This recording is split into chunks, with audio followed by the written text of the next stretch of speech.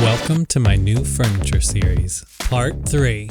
Hey guys, welcome back. My name is Evan, and in part 1 we sanitized and cleaned out the interior, fully wiped down the couch with leather honey, and removed those deep stains and paint marks. In part 2, we fixed those cat scratches, gently sanded down any rough patches, and recolored any permanent stains on the leather. So if you didn't watch part 1 or 2, I would highly suggest checking those out first. And trust me guys, you are going to want to stay around until the very end to see the before and after, so make sure to stick around. But in this video, part 3, we'll be putting in the final touches to make this poly and bark couch look as new as possible, which includes caring for the wooden feet, refilling those sagging pillows and cushions with down feathers, and giving the couch one last condition after recoloring. And very quickly here, I just wanted to explain why I felt this specific couch was worth picking up and putting our time towards it. Not just for the video, but to have in our home for the long run. I will note that not all couches may be worth it, especially trying to fix ones that are made out of faux leather. It's really only a matter of time until they crack and flake everywhere. But for this poly and bark couch, I just wanted to note how much value this brand provides. Not only do they use full grain aniline leather, but they also provide down feather toppers.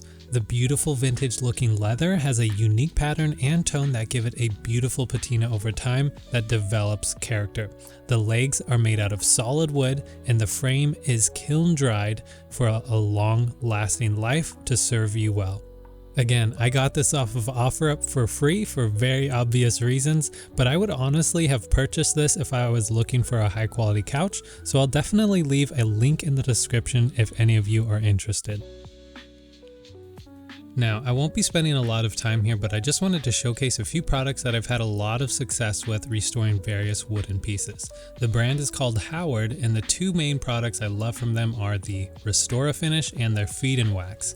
I won't go into depth on how to use each one, I just wanted to include them just in case you guys have some wood grain you need to either recolor or hydrate to bring back that like new luster. I just used some Feed and Wax and brought these wooden feet back to life. Now, something that I wanted to mention that I found after I finished restoring the couch was this professional leather repair kit by Leather Hero. It provides long-lasting repairs by covering and filling holes, cracks, and tears, and dries flexibly. It also includes a coloring kit to match your exact leather. First, I applied a generous amount of filling paste on the hole, then I let it dry properly, sanded it down smooth, and then got the exact color.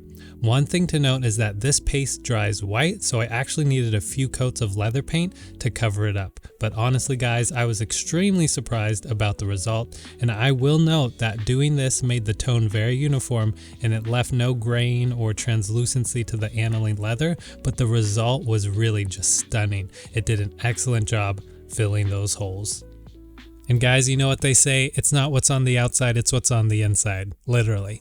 And although someone might be down for these pillow covers, what I'm after is the down. The down feathers, I mean. We bought around 5 pillows from our local thrift store for under $3 each, and if you go to Amazon, you'll pay at least $50 to $100 for 5 pounds of down feathers. And each pillow we got was about 2 pounds, which had a bountiful amount of feathers for the job. Now, I will go ahead and make a distinction here that these pillows are made from waterfowl feathers, not necessarily the down portion, but they act essentially the same way for structure and bringing back a sagging pillow to a like new plush pillow or cushion. And if we've inspired you guys to go to your thrift store to look for some down pillows, you might be asking yourself, well, how do I know the difference between a down-filled pillow and a polyfill? Well, to be certain, if the pillow cover zips off, and there's usually a materials tag inside, you can read it and see for yourself. But at a glance, you can simply squish each pillow and see how it retracts.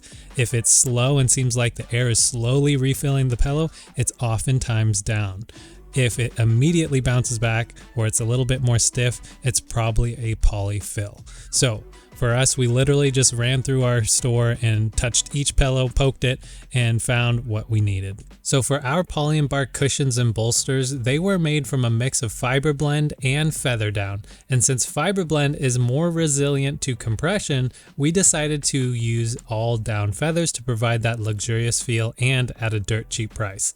Personally, my favorite types of jackets are actually down puffers, so I was really excited to do this. Now, I will be honest, You guys can do the same thing if you don't find any down pillows and just use a polyfiber fill, but we decided to go down all the way. So what we did was we took out the down pillow inserts from the thrift store, cut them open, and then emptied them into a very large bag. I'd highly suggest getting the biggest bag or garbage bag you have to contain the feathers so they don't get everywhere, or lay down a tarp or something because it will get everywhere. Now, I wanted to make something very clear. Just like leather is a byproduct of the meat industry, down is also a byproduct of the food industry, making down feathers a very sustainable option instead of plastic. Down is also biodegradable as well as eco-friendly, and on top of that we thrifted them so it's even more sustainable. And on another note, many people mistakenly believe that down feathers like down bedding and things like that cause allergies, but true allergies to the feathers themselves are actually really rare. But either way, do your guys' own research and make sure it's a safe option for you. If you choose to do that, it worked really well for us. Drop a comment below on what you think. From there, we had to remove the inserts from the leather couch and assess how they were filled. For the bolsters, they were filled in 2 sections, top and bottom, which meant that we had to cut open the stitches enough to insert the extra feathers and then quickly seal it back up with a needle and thread. We strategically chose to place the new down in front of the cushion so that the feathers would be felt more when sitting and would have less chance to migrate out of the cloth back panel.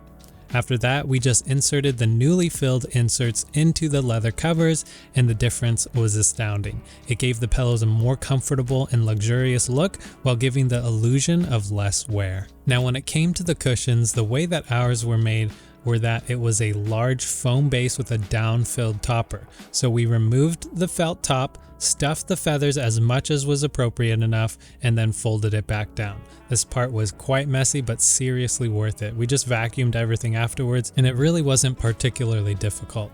So overall, thrifting down pillows and adding the down to and/or replacing your inserts with down is a great way to give you a more luxe feel and look to your cheaper furniture. Filling them up enough to look more full looks more comfortable and luxurious than half-filled sagging pillows. This can also add back the look of structure to furniture that has more wear, giving the illusion of less usage. Clean lines and taut fabric looks way newer than sagging old fabric that we started with. And as we strategized finishing up this couch, we noted that the finer details matter way more when making a renewed finished product look amazing. Also guys, I wanted to quickly note that I accidentally left a pillow that wasn't quite dry on the cushion, and when I went back to take it off, it ripped off the top layer of paint that it dried onto. So definitely wait at least 24 hours before putting anything back together. Lastly, I wanted to do one final conditioning because I wanted to make sure that the leather balm is malleable and not going to transfer color. So by adding another layer of leather honey, this enabled me to soften the painted leather, lock in the color so it doesn't transfer, and enhance the sheen of the leather. And as you guys can see, there was 0% color transfer on this leather couch after letting the balm dry and then applying conditioner afterwards. Always test before sitting on your couch to avoid ruining anything. I also just wanted to quickly note that if anyone liked the setup and decor, we will be leaving a lot of those pieces in the description for you to check out.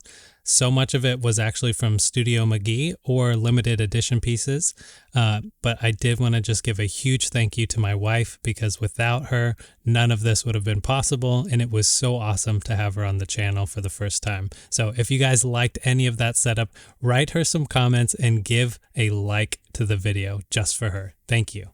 Now, I know some of you are wondering if taking on such a big project like this is worth it or not. So let me quickly note how much we spent on supplies as well as how much time it actually took to do the restoration. As noted, we used various products in the videos, all of which we had quite a bit left over or were completely reusable.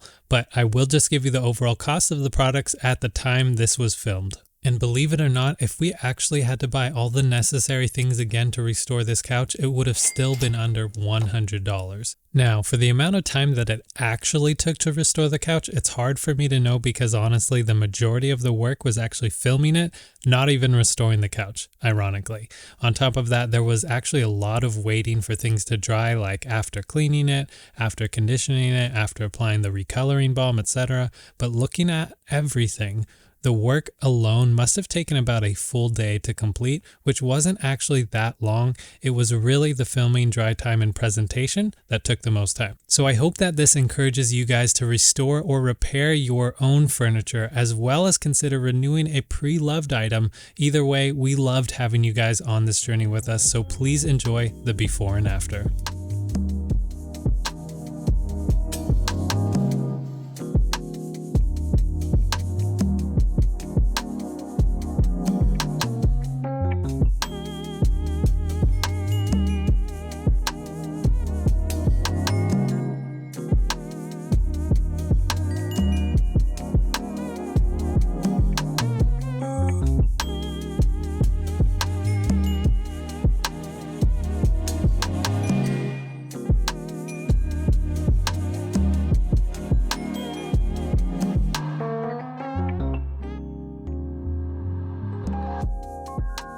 At the start of this project, we faced three big problems. On the outside, the couch was trashed, cat scratches, stains, and a surface that had completely lost its life. And honestly, a lot of people might look at something like this and think, I really just don't have any skill to fix that.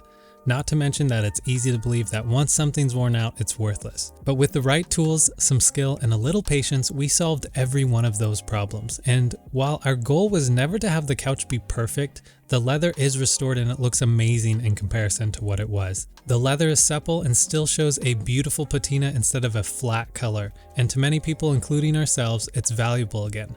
But most importantly, this journey proved that things don't have to be perfect in the end to be worth saving or enjoying. And honestly, if something happens again, like a spill or another cat scratch, it's really not a big deal because we still have so many supplies left over and we can easily tackle it, no problem. And this is how we made money out of thin air, by investing time and effort into something others had given up on. We saved money where we would have otherwise paid thousands for a new couch, and that's something you guys can do too, whether it's a couch, a pair of boots, or anything else that deserves a second chance.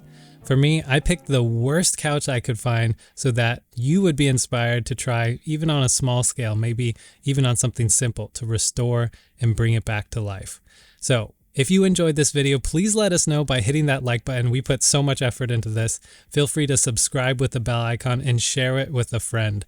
And well, before you give up on those leather shoes, bags, or boots, check out these videos next. And as always, remember to love your leather.